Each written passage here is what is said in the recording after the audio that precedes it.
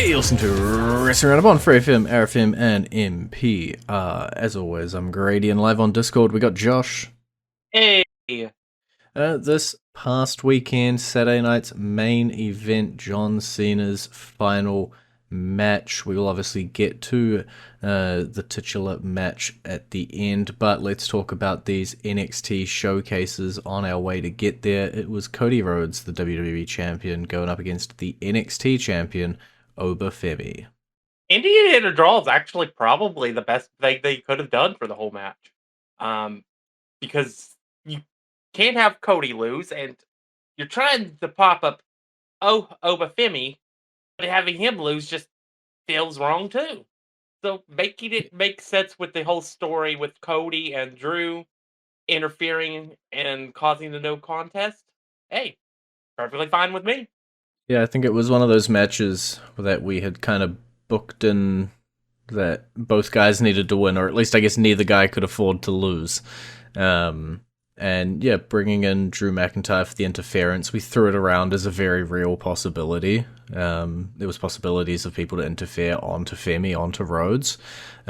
We got what we got, and a little bit of a stare down between Femi and Drew McIntyre hints that potential match, or maybe that potential face off in the Rumble. You know that Cody and Femi are not, fully finished. There's a little bit of, mutual respect there, but you could still do something when you do eventually call up Femi to, I guess, call back to this match. And if anything, it should be a hell of a good showcase for Femi to people who may not be watching NXT.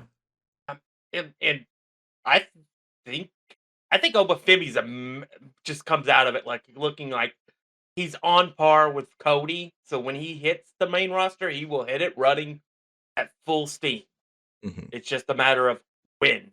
That is the $1 million question.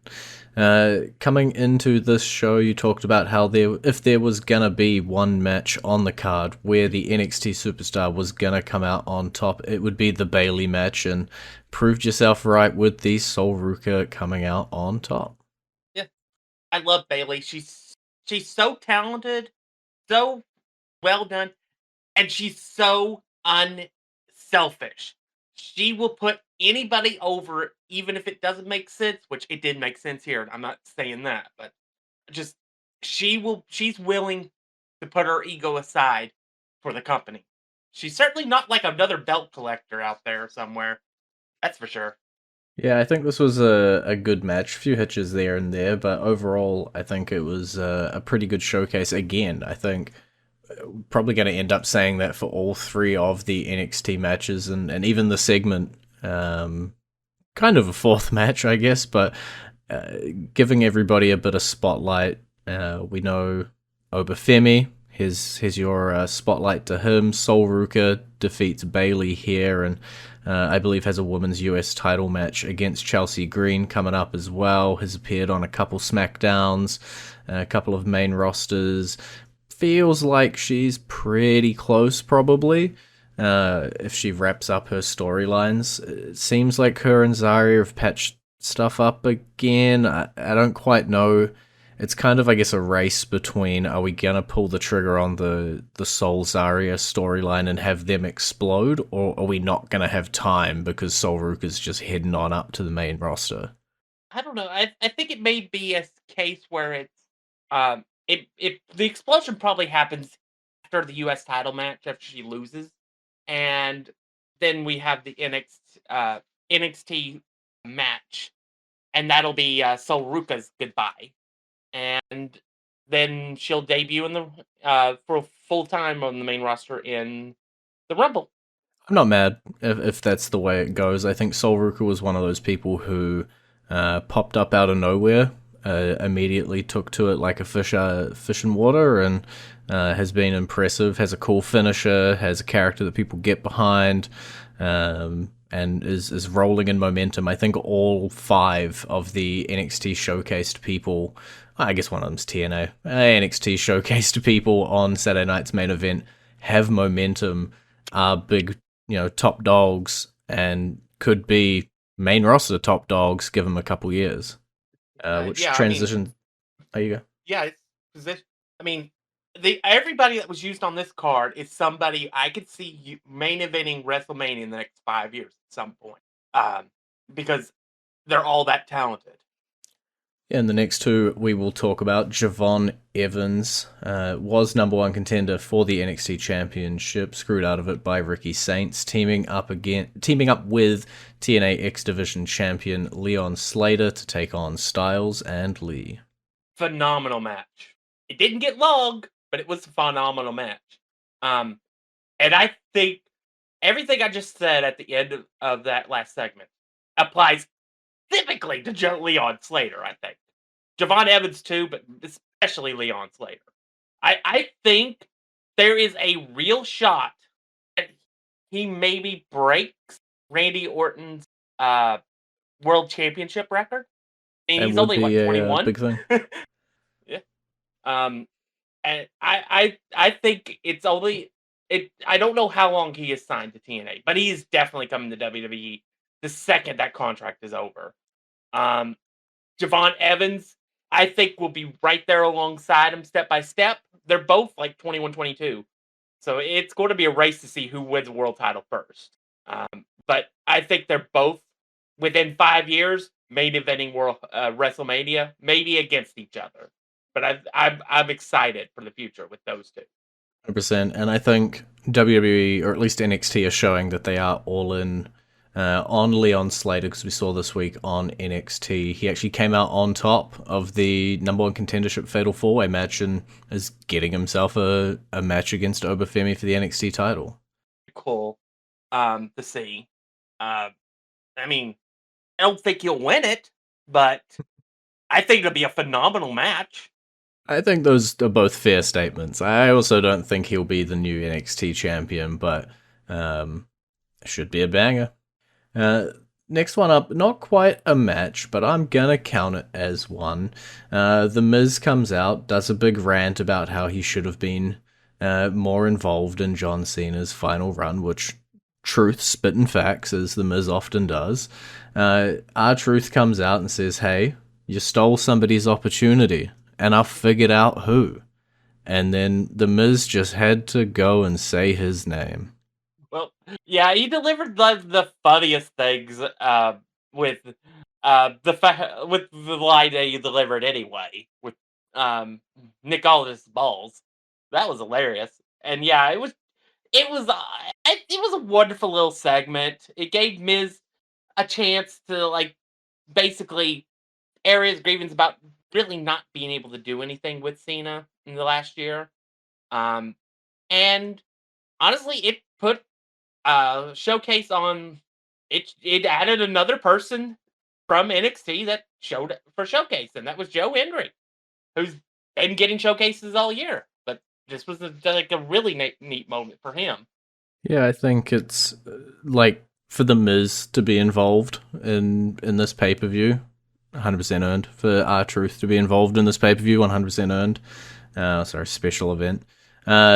Joe Hendry was someone that people wanted to see interact with John Cena in this run. Unfortunately, didn't get that either. But yeah, as you say, he pairs Rumble's WrestleMania against Orton here on Saturday night's main event. Although he is an NXT star, he is getting a whole lot of main roster exposure. Yeah, I expect big things out of him the same way we were talking about, Evan Slater, Soul, and Femi, really. He's probably not all too far away from the main roster, but always good and funny things when it comes to Hendry. Then that leaves us to our main event, John Cena's final match. He was taking on Gunther. We were all pretty darn sure of the outcome in terms of Gunther coming out on top, but John Cena definitely gave it everything he had. I have a lot to say about this. Uh, First off, it was a incredible match. I Uh, liked the match too. yeah, Gunther gave Cena the best match he could have ended on outside of the AJ Styles match. The, and I'll be honest, yeah, I did not like that it was obvious Gunther was going to win, but I will say this: it was the right call. Uh, honestly, re-looking over all the people that were in the tournament, outside of Rusev, not a single person outside of Gunther uses the submission finisher. And that's how this match had to end. This match had to end with John Cena giving up. And so Gunther winning was the right call. Gunther Gunther being in this match, and the Cena, I think Cena smiling as he tapped out, as he finally gave up, was his way of saying, "I'm at peace with this. I'm okay with stepping away. This is my way of saying goodbye. Thank you for everything you've done for me, but I can't go anymore. I have nothing left to give." Yeah, I think it was a very like poetic finish. If you'd asked me even 12 months ago, how do I see this ending? It probably is John Cena tapping out and losing his final match. Um, I can lament over people that I wish he got to interact with or have one-on-ones with, with The Miz, with Sheamus, with Rusev. But as you say, coming out of that tournament, it was pretty clear Gunther was gonna be the one. Whoever did defeat John Cena in this match was going to be a total and utter heat magnet for at least a couple years, if not the rest of their career. So Gunther fits the bill there where, like a legacy match against a Miz or a Sheamus wouldn't have hit as hard, I guess, in that front. I thought the match was good. The ending, even, you could see the pieces falling into place about how the match was going to come to an end. He locks in the sleeper. Cena uses everything he's got to get out. Then he locks in the sleeper. He gets out again, but it's, getting weaker and weaker every time. He's using every tool in his toolbox. And I think I took the smile and tap a little bit differently, but I think it was still a great ending, whether it was I've got nothing left in the tank or, I can keep going, but it ain't going to stop Gunther because he is, the personification of inevitability. Either way, it was definitely I'm at peace. Let's finish this. And it sent Gunther straight to the moon in terms of absolute hatred from everybody. I think they're maybe developing a new character type with Gunther.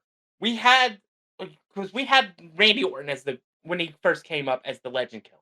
We're getting Gunther as the career killer. First we have Goldberg, now Cena. There's a pretty good chance 6-8 months down the road from now, he does the exact same thing to AJ Styles. Maybe he does it to Sheamus or Miz as they're on their way out. But they're definitely building something with Gunther in that department. And Gunther can say something only 3 other people can say because the other one is dead. Well, 2 other people because the other one's dead. Because it's only happened 5 times for Cena to tap out. And then one person did it twice. So that person is alive. But so yeah, it's going to be interesting seeing what they do with Gunther. Honestly, at this point, I kind of want to see Gunther go to SmackDown and take the title from Cody. Because I think they built him Gunther to the point where he's got to do something more than just exist. Yeah, I think we saw him on Raw interacting with AJ Styles, sort of staking his claim there. We know next year will be AJ Styles' last. It does sort of, I think, cement Gunther as a little bit of that final boss. Short term, I think you're right. Either catapulting back into a world championship scene, or if he's going to have to deal with, I guess, the fallout of the John Cena stuff. People like AJ Styles, people like Rey Mysterio, Sheamus, who had respect for John Cena and are, in storyline, annoyed that Gunther is, tapped him out and is saying things like he did in his promo on Raw that I don't think I can repeat the main line of on radio. And so he might have a little bit of a tour of just going against those people who think he's, disrespecting their friend or their colleague, John Cena. At least a little bit of a short term piece. But I could definitely see him getting into a world championship scene, be it either in the run up to WrestleMania or just after WrestleMania. I don't know what those plans quite look like just yet. I think a couple weeks ago we talked about how many different combinations they could fall into. I don't know if Gunther fits into those or if it will be a post April run for him against one of those. We'll have to wait and see. Well, that is over halfway through the show, but we are gonna play the song that I banned all those years ago from playing on the show because there is no other song that we could have played this week other than John Cena's theme song.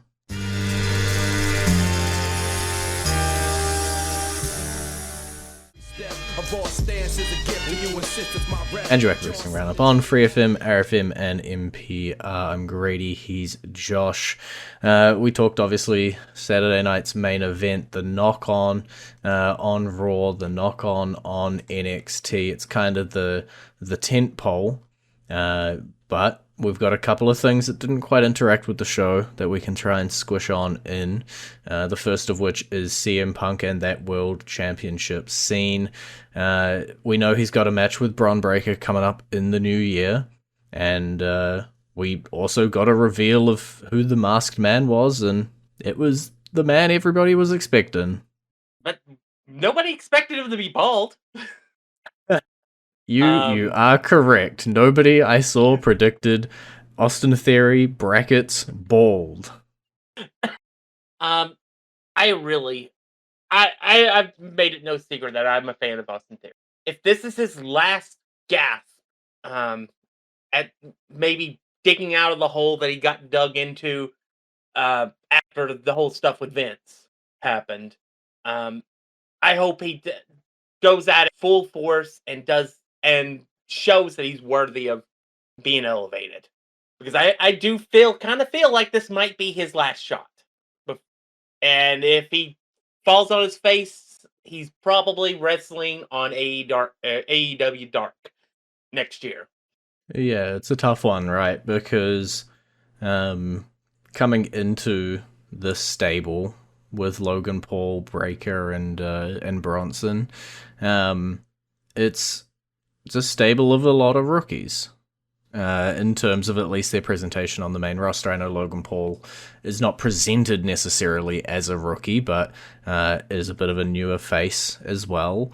And things with Paul Heyman, I feel like they go one of two ways. You can either go the Brock Lesnar, CM Punk kind of route, where they go really well and the person goes off into the moon, or you could be Rybaxel, and it doesn't quite hit and it doesn't quite take off. And every time I see something like this, and we don't have, if we'd still had Seth Rollins here, maybe I'd be talking about it a little bit differently. You got that sort of tentpole big character who's got the history, got the legacy, can hold the world championship and keep the stable together. I don't know if we've quite got that. I don't see Bron Breakker grabbing the title in the new year. I don't see Logan Paul picking up the title in the short term either. It's going to be a bit of a struggle potentially for the stable to remain relevant without a Seth Rollins. And to do that, usually you would have replaced Seth Rollins with, big name, big hitter. We put in a Logan Paul, pretty big name, pretty big hitter. Putting in an Austin Theory, great wrestler, but can he bridge that Seth Rollins gap? Can this stable survive, remain relevant, and potentially capture big championships? That's where I think maybe you're a little short-sighted, because I'm beginning to believe Bron Breakker wins it on the first Raw. All I right. actually think that maybe the numbers game just overcomes Punk, and it'll be Punk's road trying to win the title back or something towards WrestleMania. But I think they see everything in Braun Breaker, and I think they're setting the rocket pack off. I'm not going to be mad if it does happen. By the way, I don't know if that ramble made it seem like I didn't want it to happen or I wanted them to fail. I hope it all goes well. I hope it can keep going the trajectory it was going, um, and I guess we'll kind of know in a couple weeks after that Raw. Did Braun Breaker manage to capture the championship, and did they manage to make the impact that they want to make? Uh, the other piece that is going on as well, especially coming into that first Raw of the new year, the Kabuki Warriors, Rhea Ripley, Io Sky, we're having all sorts of combinations of matches with them, but ultimately it will be a women's tag team title match on January 5th, that first Raw of the new year. Well, should be interesting, I suppose. Um, I don't know. It just I think it kind of feels like um I think they're about to I think they're going to strap Io Sky and Rhea Ripley. I just don't know. It just doesn't feel like that special to me right now. Yeah, I think they had It all the elements, right? We saw all of the women's teams there interacting. We saw them at Survivor Series. We've seen them since. And there's so much caliber of talent in all of these teams.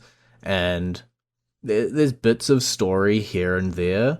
I just, I don't know what's not clicking. I will say this at the very least, I am kind of glad it's keeping Rhea out of the world title picture for a little while. But that's kind of like saying uh, the whole Charlotte and um, Alexa Bliss kept Charlotte out of the world title picture for a while. Um, Not necessarily the best thing, but with these four do have their match, it'll be good. It'll be good. It just I'm just having a hard time carrying. I think it's the title. I think it wasn't if the title didn't exist and it was just feuding, I think I'd enjoy it more. That's fair. I think, yeah, I don't know. Something's gonna click soon, I'm sure, and it'll all be like, yeah, I want to see this. But for now, it seems like maybe we've seen them all in these sort of combinations, or we can't quite close out some storylines that have been long running. I don't know.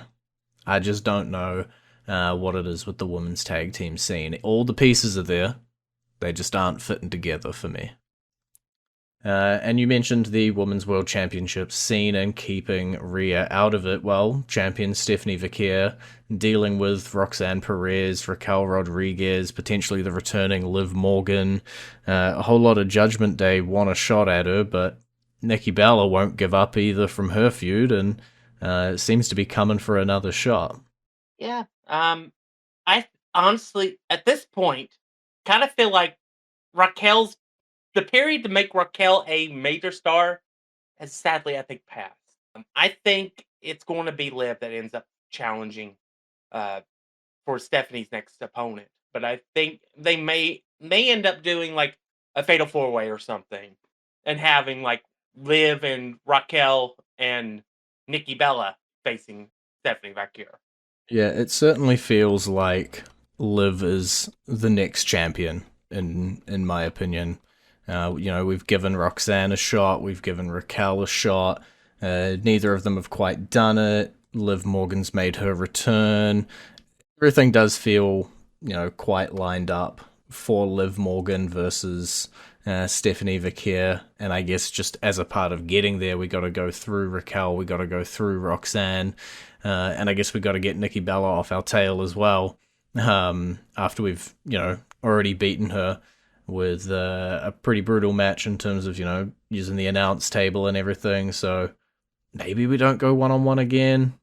I don't quite know what's up here, but this one I do think Stephanie versus Liv is the end target for sure. Alrighty, well, actually, just before we go, we got like 30 seconds. Maxine Dupree, that Women's Intercontinental Championship. We've been seeing vignettes about her improving, training with Natalia, comes out, defeats Ivy Nile in her successful defending of her title. Are we seeing a new shade, I guess, of Maxine Dupree? Yeah, I mean, there's still going to be a long way for her to go to be a like exceptional talent. But She's getting better, and I think Ivy really showed off what she can do a little bit, and um, we're going to have to see like who's next for her. Hmm. Yeah, I think we're gonna keep having a few more showcase matches like this. It does give me hope that the Maxine Dupree title run is not gonna be, just a couple weeks. But I like seeing some stuff coming out of her, and hey, maybe it's a match with Natalia at the end of it that spins it all together. We'll have to wait and see. Well, that is all we have time for this week. It's been great talking to you. Bye, D. You can visit our Facebook page, facebook.com/wrestling R&D up, our Twitter page, twitter.com/wrestling R&D up, our YouTube page, youtube.com/wrestling RND up, and we will catch you next week.